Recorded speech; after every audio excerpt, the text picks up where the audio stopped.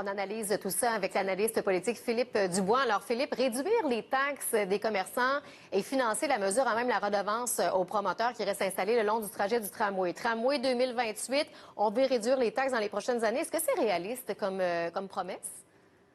Lorsqu'on est en campagne électorale, lorsqu'on aspire à diriger une ville comme Québec, la moindre des choses, c'est d'apporter des propositions, des engagements électoraux qui sont clairs, qui sont précis et que les gens peuvent comprendre facilement.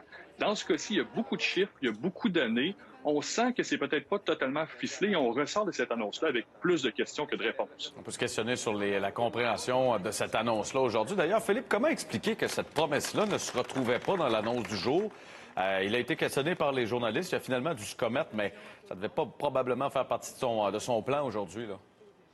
Probablement qu'il y a des stratèges en communication qui auraient aimé que ça se déroule autrement. Et c'est pour ça que ses adversaires l'attaquent sur l'angle de l'improvisation. Lorsqu'on amène une promesse électorale, surtout une promesse de baisse de taxes qui est pas sans conséquence, bien, on prépare cette annonce-là, on la fait atterrir, on prépare du matériel de communication, des visuels, des trucs comme ça. On annonce rarement quelque chose d'aussi gros, d'aussi important dans une réponse lors d'une période de questions-réponses.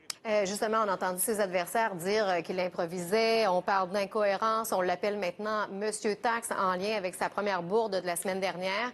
Est-ce que ça risque de lui nuire pour le reste de la campagne?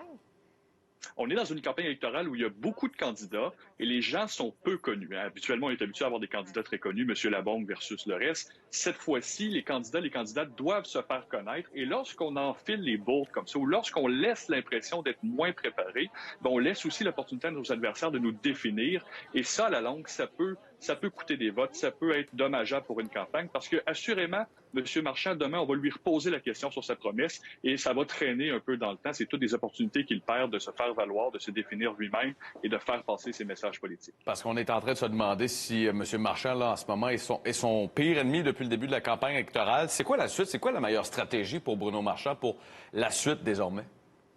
Bien, M. Marchand nous offre à la fois l'exemple et le contre-exemple. Avec la taxe Marchand, rappelez-vous, là, cette promesse impromptue sur la taxe, il savait réajuster dès le lendemain en faisant son mea culpa, en disant qu'il avait réfléchi à voix haute et que c'était dans son processus d'apprentissage. Oui. Donc, il avait bien géré cette mini-crise-là. Là, cette fois-ci, il va falloir aussi qu'il corrige le tir, mais il nous a déjà servi l'excuse du nouveau arrivé en politique et ça, il ne doit pas la réutiliser tout le temps parce que l'image de novice, l'image d'improvisateur va lui coller à la peau et ça, c'est dommageable. Merci Philippe. Au revoir. Merci.